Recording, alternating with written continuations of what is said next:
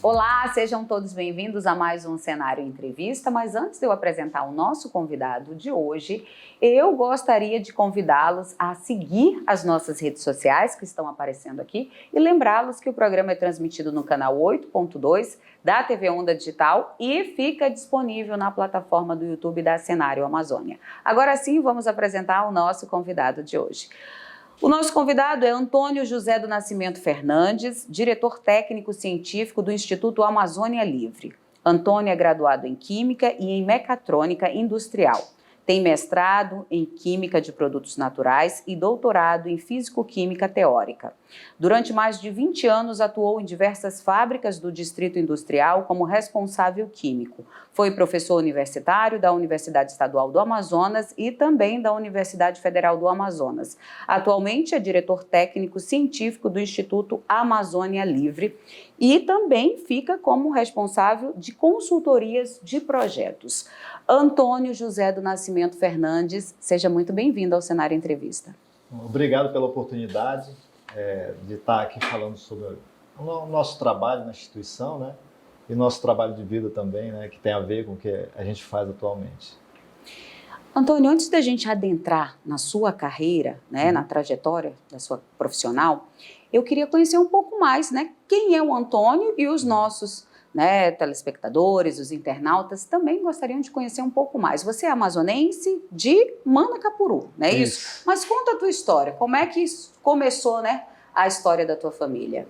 Bom, assim, a gente atua na instituição, no nosso trabalho, na nossa vida, né, e a gente acaba fazendo trabalhos técnicos, pesquisa, e aí a gente tem uma relação um pouco mais fria, né? Falando da nossa vida, ela influenciou muito na formação. A instituição, o Instituto Amazônia Livre, ele é um instituto assim, interessante, que tem pessoas muito focadas para profissionais da nossa região.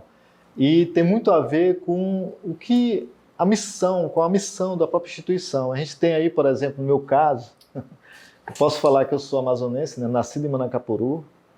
Eu sou descendente de uma família, né, que foi uma das formadoras do município. O município surgiu com uma negociação entre portugueses, né, famílias portuguesas com grupos indígenas Mura na região, né, que formou o município de Manacapuru. Tem até a curiosidade do nome de Manacapuru, né, que tem a ver com a planta manacá, que é uma planta que tem uma flor imensa, que é lilás, né, que ela é famosa aí nas festas de ciranda. Inclusive a própria festa de ciranda, que é uma festa portuguesa, que entrou na tradição do município através da minha família também, que é a família Fernandes, né? Que é muito conhecida no município. É importante a gente contar e contextualizar a tua história de vida, porque tem muita gente que é daqui, do Amazonas e não conhece, né, a história dos municípios. Sim. Por isso que eu achei interessante a gente fazer essa contextualização. Antônio, vamos falar um pouquinho agora, né, da tua parte de formação acadêmica, né? A gente viu aqui que você tem um currículo vasto, né? Voltado para química, para físico-química, mecatrônica. Como é que despertou esse interesse, né? Um menino lá de Manacapuru despertar o interesse por química, por física, né? Por mecatrônica. Como foi isso? Teve alguma inspiração? Por incrível que pareça, teve vários momentos, né? A gente era do interior e tinha características muito rurais.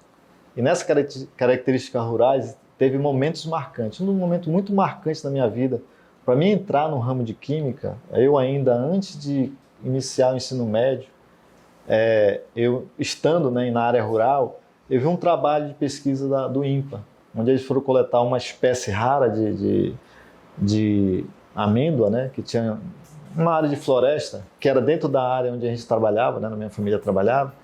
E aí eu vi aquele trabalho e eu achei muito interessante. E eu quis seguir aquilo, né? Ou seja, trabalhar com pesquisa, trabalhar com plantas medicinais. E daí me informando, eu vi que um dos trabalhos era o pessoal que trabalhava separando substâncias das plantas, fazendo reconhecimento, que é a área de química de produtos naturais. E isso foi um maior estímulo para me fazer. Desde o ensino médio eu fiz o curso técnico em química, onde eu voltei muito para a área industrial. E depois eu fui para a graduação em Química e segui esse ramo na área de Química. A tua vivência, né, nos laboratórios te estimulou muito mais, né? Sim. Teve alguém que te inspirou Algum professor, algum profissional da área que... Sim, teve vários, né? Tanto os conhecidos como os pouco conhecidos da ciência, né? Que estão aí no meio da ciência. Teve, por exemplo, o professor Wagner Batista de Almeida, que é um professor da UFMG, que trabalha com ciência. Apesar da idade dele, dos vastos trabalhos que ele realiza, ele tinha muita facilidade com tecnologia e ele mostrou a importância de a gente estar atualizando. Por mais que você tenha um conhecimento que é básico, como química, matemática, biologia, ele tem necessidade de ser atualizado, de ser contextualizado, levado para as características da sua região, do que é produzido, do que é trabalhado na sua região. A gente sabe que em toda área tem seus desafios, né? Tem as conquistas que a gente vai galgando, mas no teu caso, quais foram os principais desafios que você enfrentou ao longo, né, dessa tua trajetória? Bom, tem várias que eu acho assim mais marcante. Foi a questão da barreira técnica que existe assim por região. Por exemplo, vou dar um exemplo. Aqui no Brasil, se eu tenho uma formação em São Paulo, na USP ou na Unicamp, ela só por ser dessa região ou dessa instituição já tem um valor intrínseco, imaginário. E aí a gente perde às vezes noção, por exemplo, a gente tem grandes pesquisadores que saíram de Universidade do Nordeste e até aqui do Amazonas, né? A gente tem aqui, por exemplo, na Universidade Federal do Amazonas, a gente tem Milton Ratum na área, né, de literatura, muito importante. A gente tem o professor aqui do INPA, o Fernside, o professor Martin Felipe Fernside, que é uma referência internacional na área de floresta, desenvolvimento regional e na área de engenharia florestal em geral, né? Então, assim, isso é uma das coisas. Isso não ocorre só no Brasil, né? A gente tem, por exemplo, barreiras internacionais também. Um pesquisador brasileiro de qualquer instituição, ele tem mais dificuldade de propor uma ideia ou de publicar um artigo do que alguém que saiu de uma universidade do Japão ou da Europa ou dos Estados Unidos. Isso aí eu já vi na prática, é só um exemplo. Você enfrentou isso? Isso a gente enfrenta com frequência, a gente enfrenta inclusive hoje, né? É muito comum. Isso é uma das grandes barreiras que a gente tem. A gente percebe que boa parte da sua vida foi dedicada à ciência, à tecnologia, né, a projetos. Como é que você se sente hoje, né?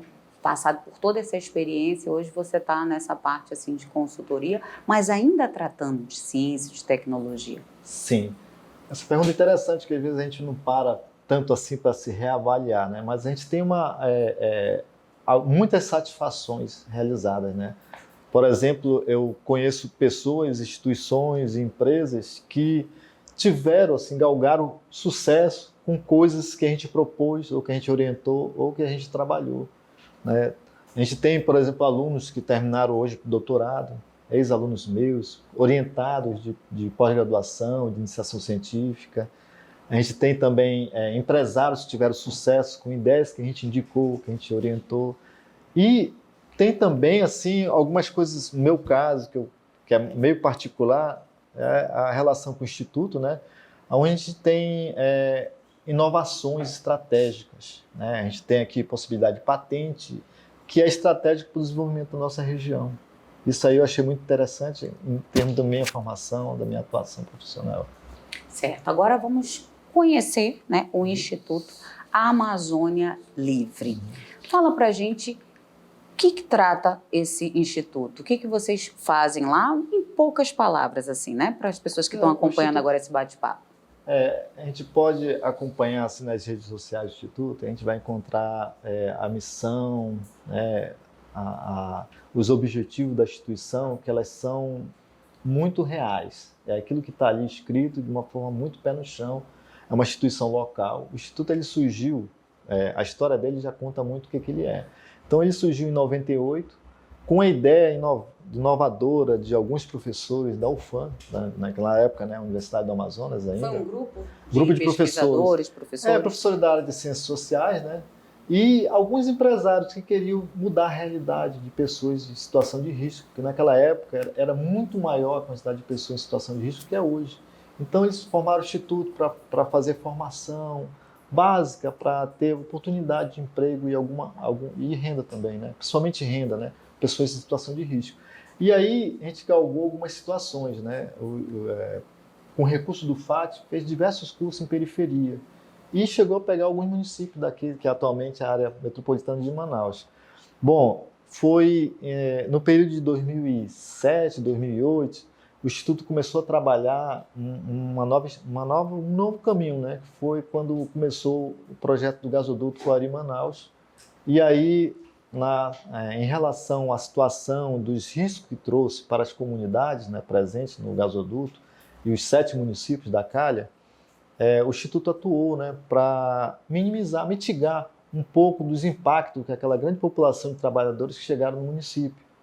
Teve questões de droga, inserção de violência, novas formas de violência, prostituição infantil. Então isso aí foi muito marcante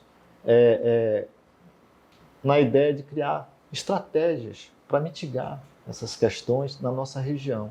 Então, por a gente ter um pé bem na nossa região, por ser profissionais daqui da região, a gente tinha estratégias que funcionavam de forma mais contundente, né, com resultados melhores. Mesmo não tendo muito recurso, a gente conseguiu muitos resultados importantes. As principais linhas de atuação hoje? Bom, com esse trabalho da Petrobras, hoje a gente teve uma atuação indicada, inclusive pelo pessoal da Petrobras, no plano diretor de Codajás. E na época do plano diretor, a gente conseguiu trazer, tanto da UEA, da UFAM e até de algumas outras instituições nacionais, a gente conseguiu fazer um plano diretor participativo e a gente aplicou muita tecnologia num plano diretor de Codajás. A gente conseguiu, por exemplo, criar uma base cartográfica do município, coisa que nem Manaus tinha. Isso foi em 2007. E só para ter uma ideia, Liliane, a gente pegou e conseguiu colocar construções 3D no mapa. A gente fez um mapa 3D, onde o prefeito poderia fazer uma caminhada num ambiente virtual representando o real, entendeu? Então, naquela época, isso era extremamente inovador, coisa que Manaus até hoje não tem.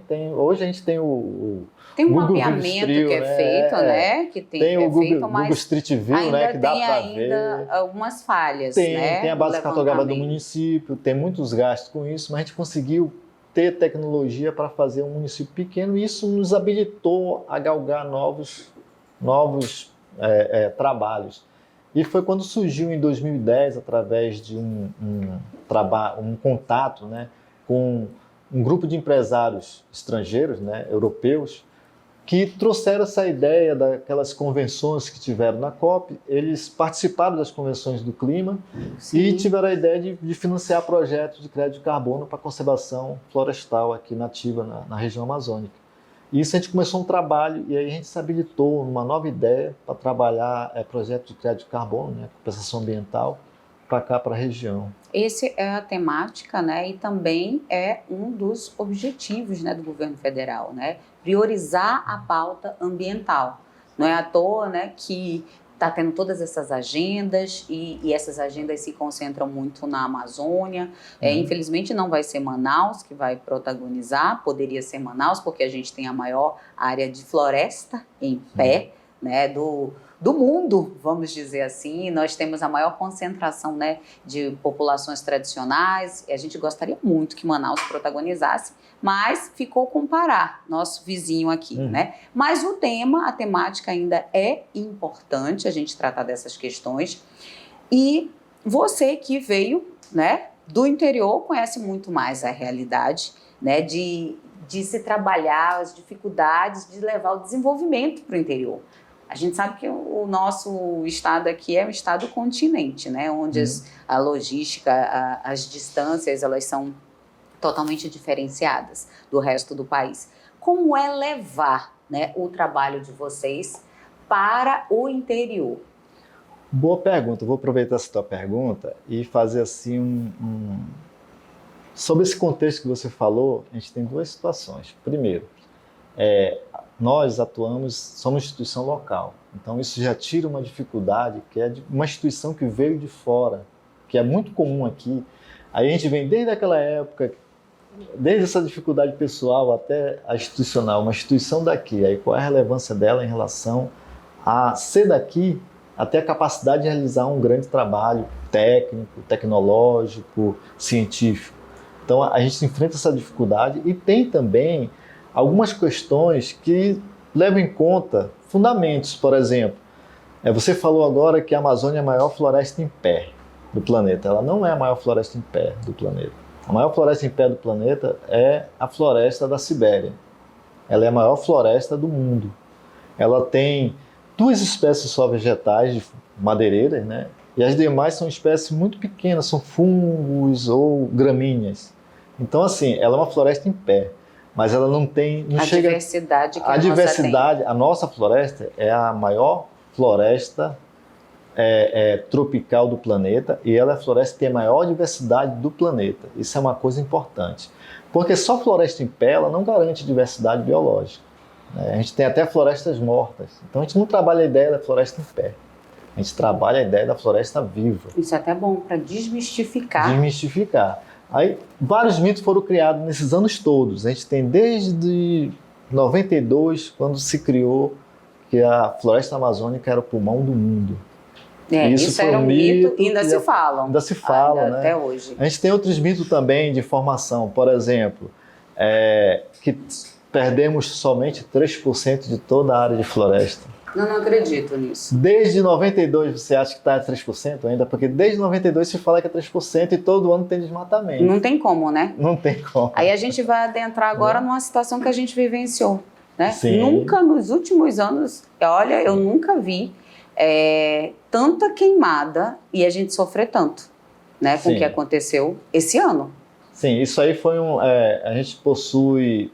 Quem realiza trabalhos sofre muita perseguição, porque a queimada está atribuída à prática econômica que existe na região, e as pessoas têm muito receio, principalmente políticos, principalmente quem está na esfera política, tanto executivo como legislativo, de enfrentar. E apontar, né? Apontar. Porque hoje em dia, Liliane, né? Hoje em dia, se tem tecnologia, dá para dizer qual é o proprietário que está queimando. Dá para dizer quais são os proprietários. O satélite está aí, Sim, né? Via tem satélite tudo, já tem como nós mapear. temos registro, tem uma base cartográfica, tanto da questão do CAR, né, que é o Cadastro Ambiental Rural, quanto também a base, né, dos órgãos de fiscalização. Mas as pessoas não se prepararam para fiscalizar e não querem enfrentar esses grandes proprietários, não querem enfrentar os grandes desmatadores que levaram a essa situação. E aí fica aquela situação de governantes, secretários que não sabem muito bem o que fazer e acabam batendo a cabeça e tendo que dar respostas. Focando mais ou menos, em vez de na prevenção, focando só no imediatismo, né? Dizendo, estamos combatendo, estamos fiscalizando, fiquem tranquilos, né? Enquanto isso a gente está aqui respirando um ar, tranquilo, né? Impuro, enquanto isso a floresta está aí, né? Sendo devastada. Antônio, a gente vai fazer um rápido intervalo comercial. O papo aqui está muito interessante, porque a gente já está adentrando na área mesmo, né? Que é de atuação do Instituto. Mas a gente volta daqui a pouquinho, o intervalo é bem rapidinho e a gente continua aqui esse bate-papo aqui.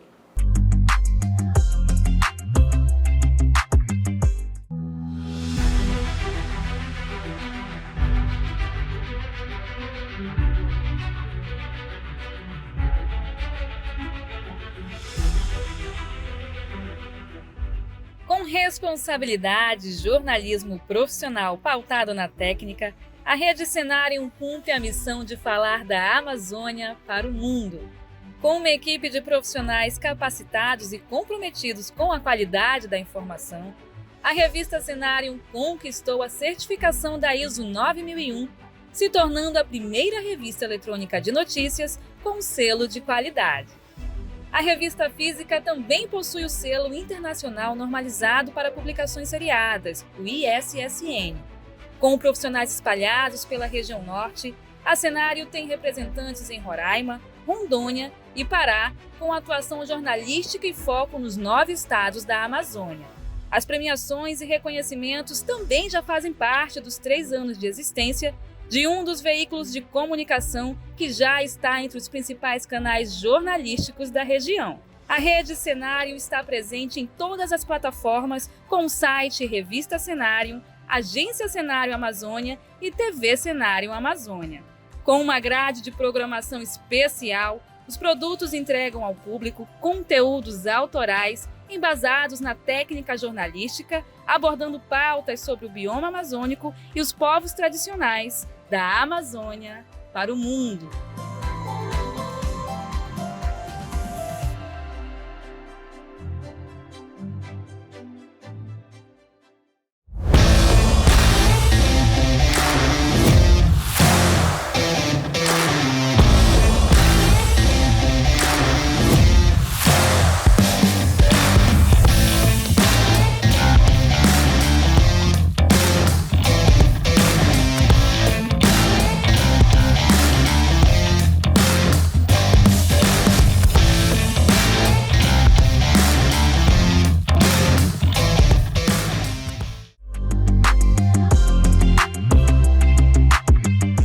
Estamos de volta e vamos continuar aqui a entrevista com o Antônio José do Nascimento Fernandes, que é diretor técnico científico do Instituto Amazônia Livre. Antônio, no bloco anterior a gente falou um pouquinho da tua história de vida, da tua formação, né, acadêmica, iniciamos a falar da tua trajetória profissional e paramos lá no Instituto, que é onde você está atualmente, e falamos principalmente dessas questões que nós estamos vivenciando, né? Que foi essa grande estiagem, essas queimadas, né, ilegais, né, esses incêndios florestais que a gente acompanhou muito na mídia, né? E eu queria que você falasse um pouquinho sobre as mudanças climáticas, o que vocês têm acompanhado e estudado lá no Instituto? Bom, sim, essa ideia de trabalhar as questões que vêm com as mudanças climáticas, ela não é de hoje, né? A gente pode falar, é bom falar sobre isso, porque as pessoas criam alguns argumentos que não têm a ver com a realidade. Então, a primeira vez que se falou, né, que as ações humanas que fazem emissões, queimadas, processos industriais que emitem gases, o que os gases podem fazer em relação ao clima, eles começam, os primeiros trabalhos de pesquisa da década de 60.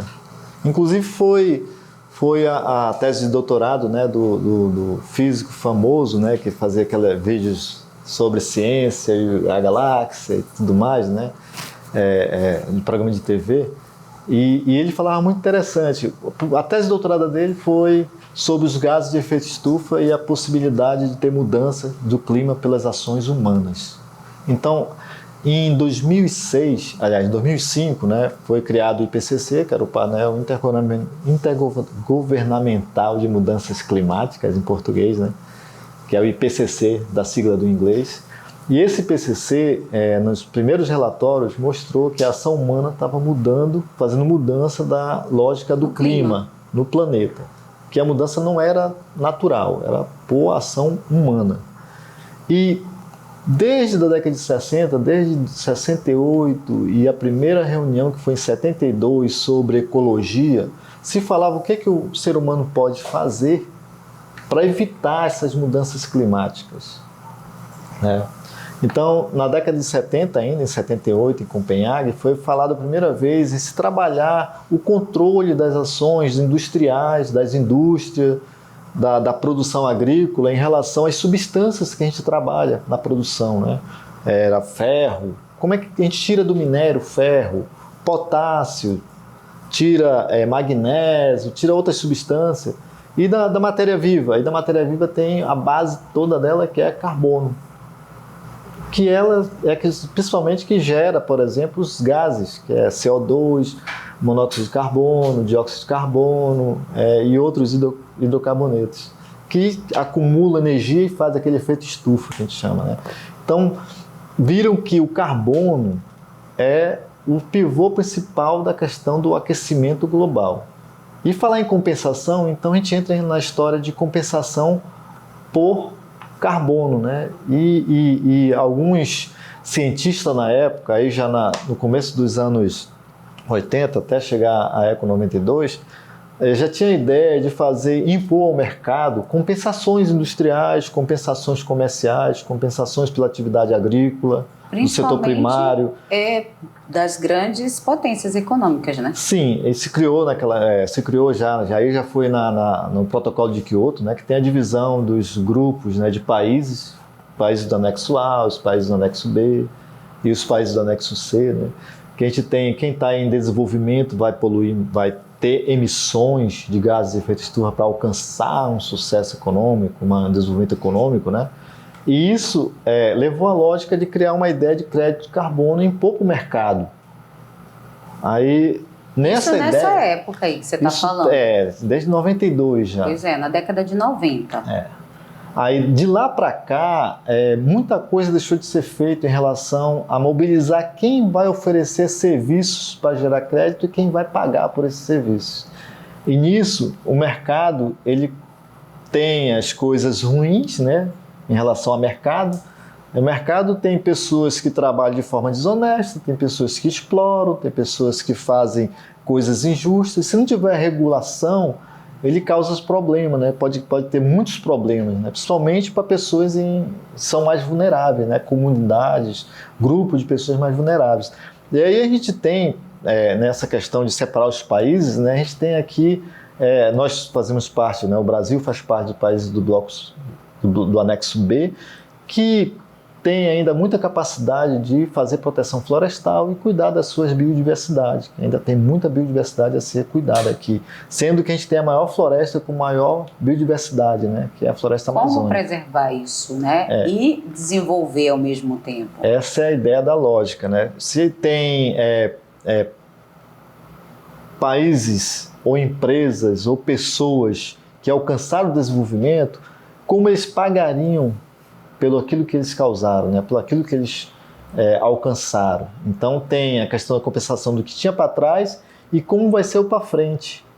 Então eu vou deixar de emitir, eu vou deixar de poluir, eu vou deixar de emitir gases de efeito estufa. Essa tem sido a cobrança, né, do presidente Lula durante as viagens que ele fez, né, essas viagens diplomáticas, participando, né, de grandes encontros aí.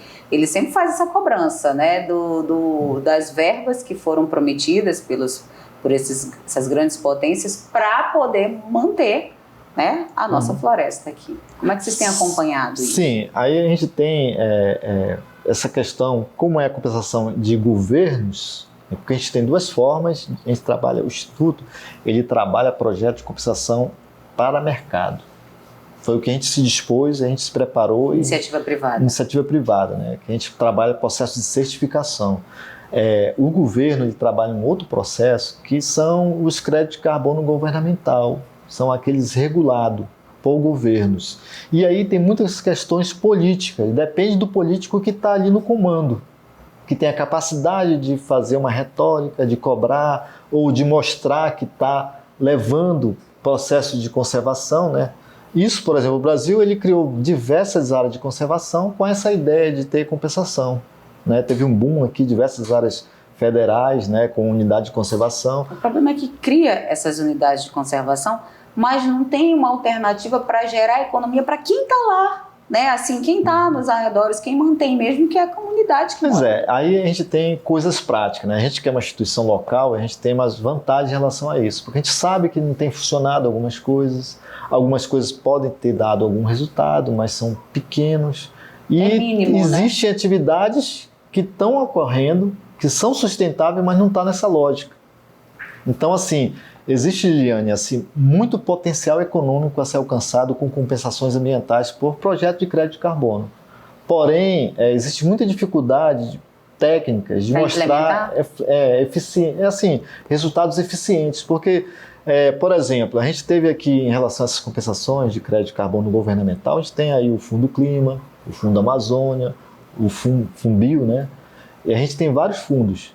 Esses fundos têm feito alguns aportes, alguns trabalhos, porém tem dificuldade de ter resultados, né, práticos. Por isso é segurar, né? Porque às vezes sim, quem investe segura, às vezes está cobrando, né, mais. O fundo está lá, o recurso, mas o investimento tem que dar um resultado, né? Mas essa dificuldade aí também é uma questão de procedimento. Se a gente tem um trabalho que a gente mostra resultado, naturalmente vai ter resultado econômico. E qual é a proposta do Instituto? Do Instituto, a gente tem uma proposta de trabalhar, desde questões metodológicas, a gente trabalha esse conceito, como a gente trouxe aqui, a questão da floresta em pé. Não é só isso. Tem questões, o que a gente tem de vantagem? A gente tem biodiversidade, comunidades tradicionais de diversos tipos, desde comunidade indígenas, ribeirinhos, quilombolas, e a mistura de culturas diversas que tem aqui funcionando, que coexiste aqui na nossa região. E aí a gente tem, por exemplo, com isso, tratar compensações dos serviços que nós fizemos de conservação. Porque se fala muito, tem dois conceitos, Liliane, que eles são embolados. Existe o conceito de serviços ambientais e o conceito de serviços ecossistêmicos. Os serviços ecossistêmicos são serviços que as florestas nativas fazem ao ambiente. Por exemplo, tem a gente desde questões estéticas, de ser um ambiente natural, de ser, né, ter para você contemplar, para você ter para ser preservado mesmo, né? Também. E tem também outras questões, por exemplo, ali produz água. A água potável, ele tem uma produção de água potável. Tem a limpeza do ar. Ali tem um equilíbrio do ar com as florestas, com a vegetação, com os fungos, com as algas. A gente tem uma limpeza do ar, um ar limpo ou mais próprio para a vida. A gente tem diversas outras coisas, por exemplo, uma regulação do clima. A gente podia não estar tendo mudanças climáticas se tivesse mais áreas de floresta, principalmente em floresta nativa, entendeu? Então, esses serviços são serviços ecossistêmicos que não tem como mensurar. Não é fácil mensurar ou não tem como mensurar. Não dá. É difícil, mas, né? Serviços ambientais são outros serviços que muitas vezes se embolam. Isso é muito ruim quando se embola. Por quê? Porque serviços ambientais dá para mensurar. Por exemplo, tem uma queimada e aquela queimada pode queimar uma grande área de floresta. Mas se eu tiver uma brigada de incêndio, eu vou lá e apago. E queimou só uma parte, deixou de ser queimada. Então eu posso fazer estimativa de quanto ia ser queimado e que deixou.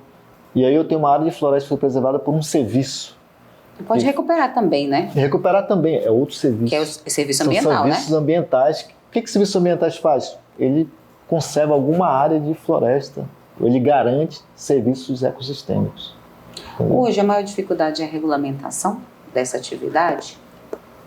A regulamentação que a gente tem aí, ela não foi uma regulamentação viável para o que a gente propõe. A gente propõe, né, acreditar atividades com comunidades tradicionais, com ribeirinhos, com quilombolas, com indígenas também, mesmo fora de área de proteção, né, seria para áreas particulares, né?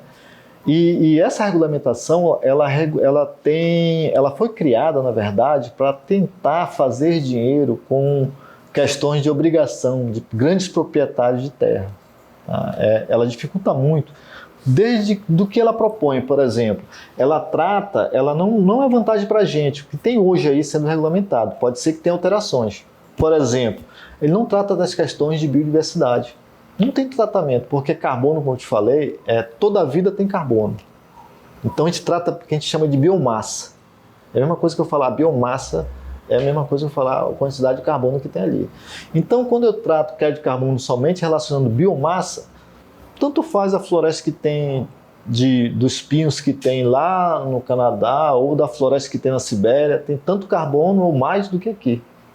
Então a gente não pode tratar só da biomassa de uma forma cega. A gente tem que tratar também da biodiversidade, da importância de ter tanta diversidade biológica e das comunidades tradicionais que lá vivem, porque elas garantem aquele equilíbrio ecológico ali. A atividade dela não degrada aquele meio ambiente. Ela mantém aquela forma de ambiente. Porque outras atividades econômicas têm que alterar. Por exemplo, se eu for plantar soja, eu tenho que tirar toda a vegetação dali. Se eu for fazer uma agricultura extensiva, que a gente chama, vai ter que tirar toda a vegetação. Vai ter uma grande perda de floresta. Uma grande perda florestal. Até mesmo, vou dar um exemplo para ti, como tem coisas curiosas. Projetos de geração de energia sustentável. Aí a pessoa faz um grande projeto de painel solar.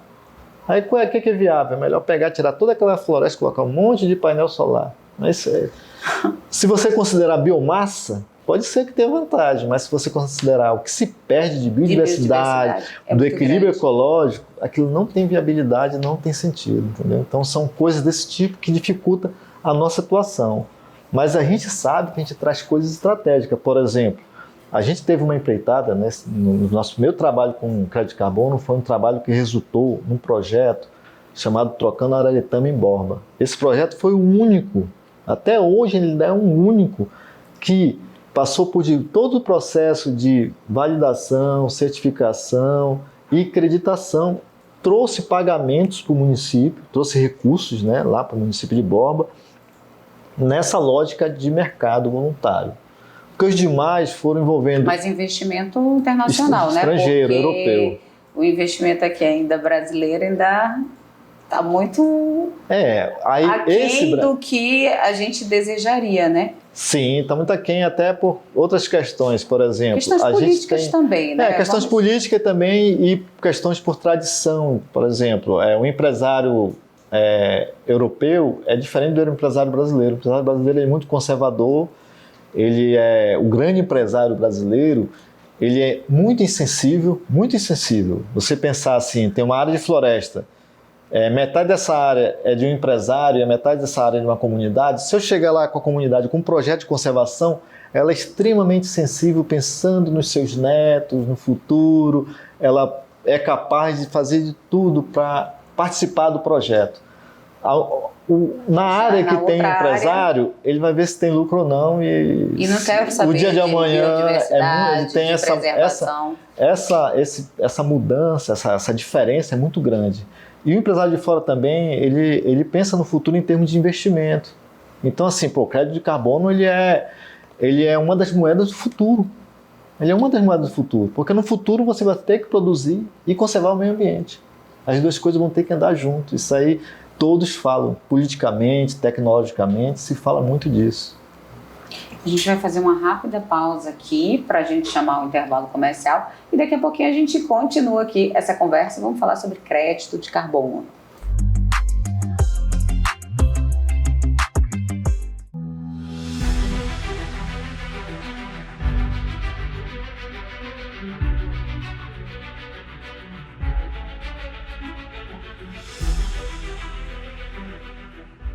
Com responsabilidade, jornalismo profissional pautado na técnica, a Rede Cenarium cumpre a missão de falar da Amazônia para o mundo.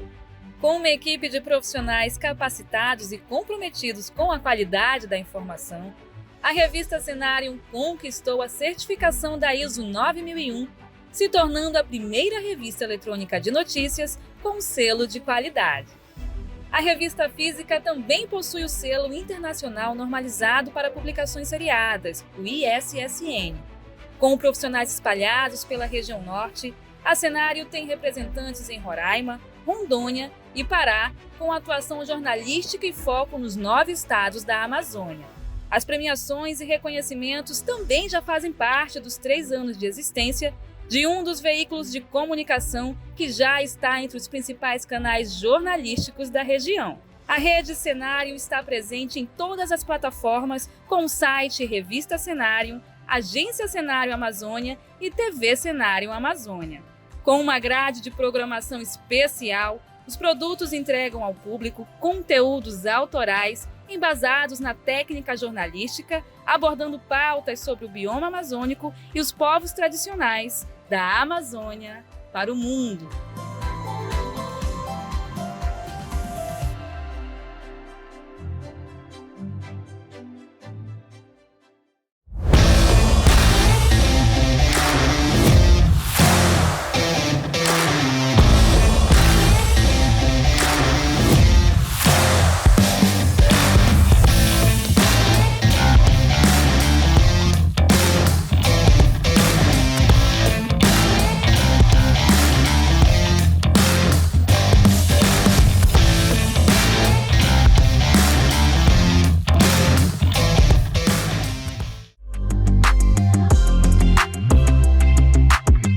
Estamos de volta e vamos continuar a falar aqui sobre a questão da regulação do crédito de carbono. Antônio, a gente falou muito sobre as dificuldades, né, para se implementar projetos aqui, né, na nossa região. Vamos nos limitar aqui, mas eu sei que vocês têm também a experiência e têm acompanhado, né, a experiência no Brasil e no mundo afora.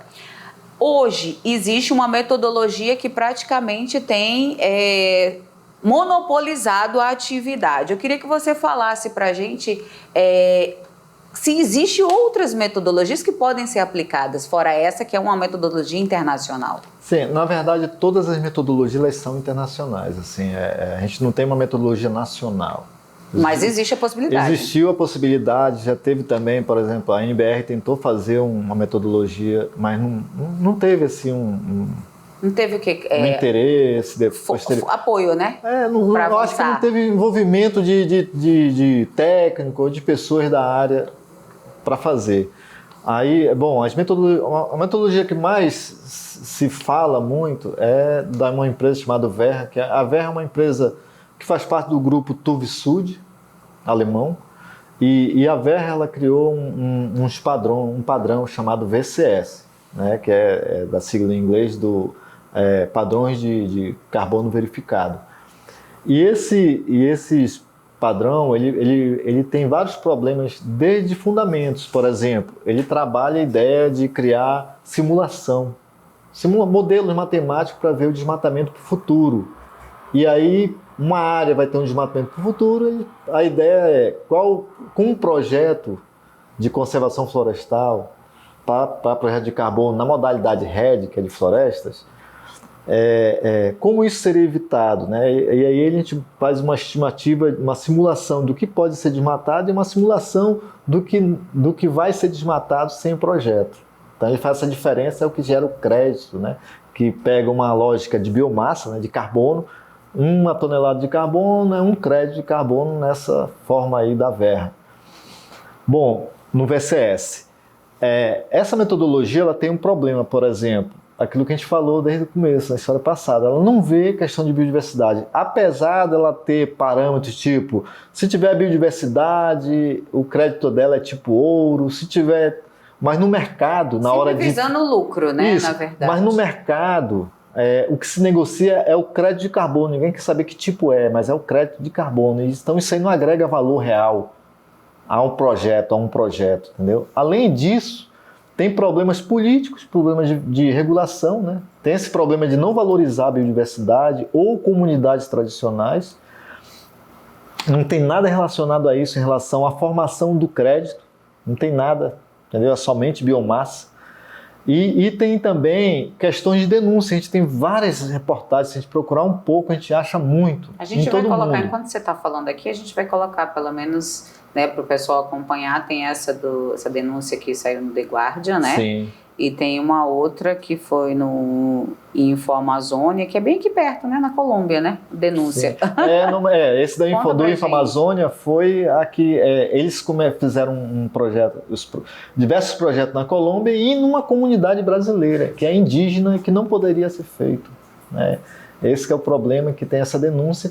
Bom, esse do InfoAmazônia a gente vê, tem outras metodologias. Essa metodologia da Verra, de acordo com a denúncia do The Guardian, a gente tem aí, ela domina todo o mercado brasileiro de quem faz projetos.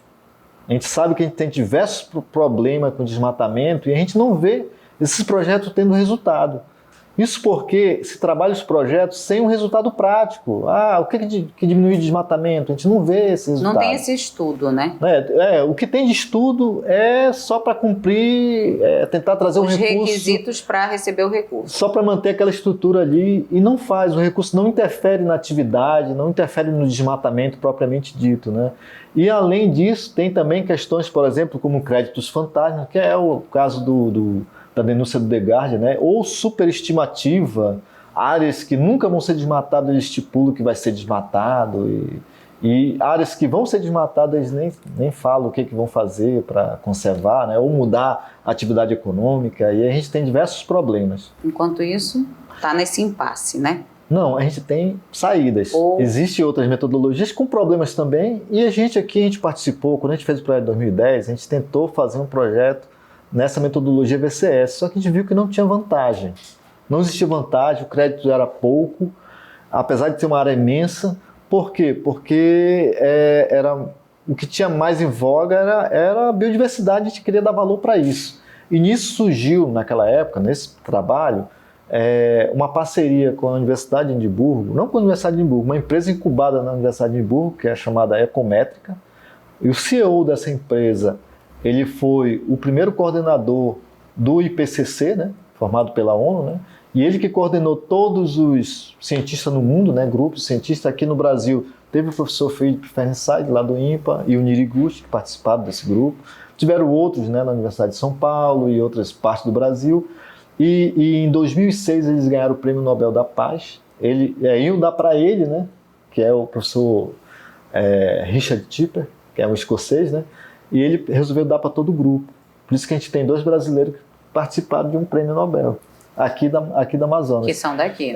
Então, essa empresa Ecométrica, que tem como CEO o Richard, o professor Richard, ela formulou uma metodologia onde o crédito ele é atribuído de acordo com algumas características da floresta. Então, tem a biomassa em risco, que a gente chama, né? A gente sai aquela história de simulação, que é uma coisa muito complicada, a gente faz um mapa de risco. Uma coisa fácil para qualquer um entender. Aqui tem uma estrada, que está na borda dela tem risco de ser desmatado. A qualquer momento alguém pode entrar e começar um empreendimento, ou para fazer um condomínio, ou fazer um lavrado, ou para fazer criar gado, que seja. Está fácil porque está acesso. Uma floresta mais longe é mais difícil, vai demorar mais anos para chegar lá, né? Um desmatamento propriamente dito. Então a gente criou classe, a gente classifica isso no mapa, a gente separa a área de risco e aquilo ali a gente transforma em crédito, ou seja, vai propor atividades econômicas que não faz desmatamento. Isso seria o crédito. É a mudança de atividade. E a gente não faz só pagamento, a gente pode fazer compensações, benefícios, mudança de atividade. E que fica também, né? Que tem algo prático. Para a comunidade, sim, né? Porque geralmente que envolva a comunidade, que faça brigada de incêndio, que faça... E que conscientize, né, o trabalho... Também, trabalho de educação ambiental. Inclusive, a educação ambiental é um dos processos de serviços ambientais. Quando a gente faz educação ambiental, a gente fez um serviço ambiental. A floresta pode ser deixada de desmatar, pode ser não ser gerado fumaça, pode não ter lixo para depois a gente ter que gastar para coletar, né? Então, é um serviço ambiental. Como é que está a expectativa para os próximos passos agora, né? Para a atuação, para que se concretize, né? Que abra mais espaço para outros projetos, né? Dessa natureza aí. Bom, isso aí é uma coisa interessante. A gente tem, desde 2010, 2013, a gente validou o projeto de Borba, né? É um projeto que tem alguns problemas, mas a gente teve sucesso em relação à forma que ele foi construído, a gente criou uma expertise. Foi implementado, né? Tem uma participou naquele... Porque assim, eu vou te dizer vários problemas que tem nessa questão de carbono. Tem desde pessoas lá fora no exterior, por exemplo, teve um chinês que criou uma moeda virtual e disse que com isso vai fazer crédito de carbono. E quais são os projetos que tu tem? Um dia ele vai investir um projeto aqui. Então ele está lá. A gente tem esse problema aí. Outro problema, tem gente aqui que diz, eu sei fazer um projeto de crédito de carbono, eu faço projeto, e agora? O que eu vou fazer com esse projeto? Como é que eu vou acreditar? Para quem que eu vou também, aí tem gente que faz o projeto, faz certificação, gera créditos, e agora quem vai pagar os créditos? Aí passa o tempo, os créditos perdem validade, então a gente trabalha todo o ecossistema do negócio. A gente hoje, o Instituto tem quem compra os créditos, quem paga pelos créditos, a gente tem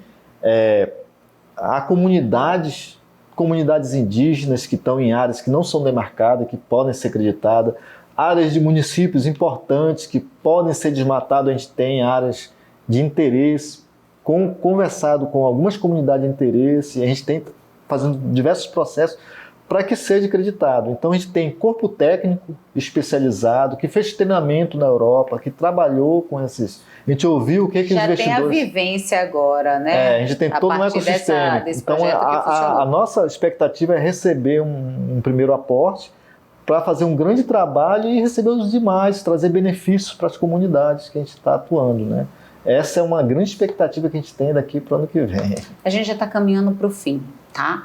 Mas antes da gente encerrar, ainda tem 2 perguntas que eu gostaria de fazer. Essa pergunta eu faço para todos os nossos convidados, que é para a gente ver como é que está, né, a percepção dele do cenário político, né? E aí eu vou te perguntar, qual é a tua opinião, a tua visão do cenário político nacional com relação à questão ambiental? A questão ambiental a gente veio de uma sobrevivência, né? Porque a gente estava num período muito obscuro. A gente que trabalha com recursos que dependem de negociações com o mercado estrangeiro, a gente sofreu muito. Por quê? Porque o Brasil se isolou muito do mundo no governo passado e agora teve uma abertura. Pode não ter sido do jeito melhor, mais vantajoso, ainda tem muita coisa a ser ajustado, mas a gente já está de volta ao mundo, né? Como se diz aí fora. Então essa foi uma coisa boa que aconteceu e agora a gente tem que trabalhar. Essas mudanças, esses questionamentos sobre questões metodológicas, sobre como implementar serviços ambientais, como trazer recursos para quem faz serviços ambientais, que são as nossas comunidades, os nossos profissionais locais, as instituições que tem aqui na nossa região, o desafio que a gente tem que correr, né, para que tudo melhore. Antônio, então antes da gente encerrar, vou fazer aqui um rápido bate-bola, eu vou falar para você algumas palavras que eu fui aqui anotando ao longo da nossa entrevista e eu queria que você me diga aqui para a gente, né, para o nosso público, o que vem à sua cabeça, o que ela representa, tá? Amazônia. É uma grande vida para nossas comunidades, para as pessoas, para os amazônidas. Ciência. Um meio para o desenvolvimento humano de forma equilibrada. Tecnologia. Um grande caminho para a mudança em nossas ações. Meio ambiente. Necessário, fundamental à vida. Gestão. Necessário para organizar nosso futuro. Proteção ambiental. Cumprimento de leis e obrigações. Você tem um sonho? B, um projeto de carbono levar à diminuição das taxas de desmatamento na Amazônia. Futuro.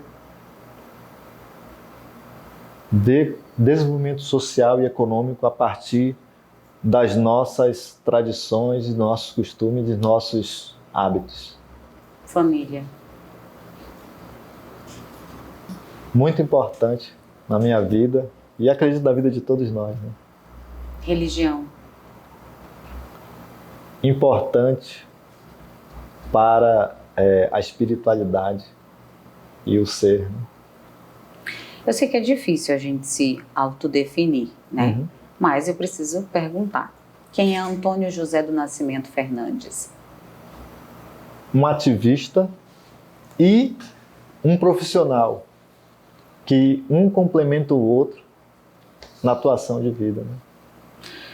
Antônio, eu gostaria muito de agradecer a tua presença hoje no Cenário Entrevista. Eu sei que a gente tem assunto aqui para fazer uns 3, 4 cenários de entrevista, mas eu vou deixar chegar mais novidades, né, sobre essa questão aí do crédito de carbono, dos projetos, a regulamentação, né, por lei aqui no Brasil. Então, quando tiver mais novidade, você volta, né? Ou vem alguém também do Instituto para a gente poder esclarecer um pouco mais sobre essas questões que tanto importa para a gente que é aqui da Amazônia. Tá bom? Obrigada. Tá bom, obrigado também pela oportunidade de falar sobre o tema. A gente vê aí o vasto trabalho que o Instituto tem feito e agora a gente está começando a falar e aqui é uma oportunidade assim, ímpar, né? Porque pouco se fala de forma em grandes detalhes sobre isso e isso aí cria um mito, né, sobre crédito de carbono.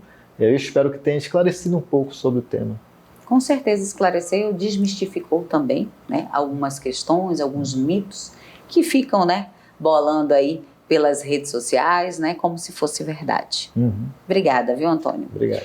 A gente volta na próxima semana com mais um Cenário Entrevista, com mais um convidado inédito e também com um assunto de relevância sobre a nossa região. Não esquece de seguir aqui as nossas redes sociais que estão aparecendo aqui no seu vídeo e lembrar que o programa é transmitido também no canal 8.2 da TV Onda Digital, mas vai ficar disponível na plataforma do YouTube da Cenário Amazônia. A gente volta semana que vem. Até lá. Tchau.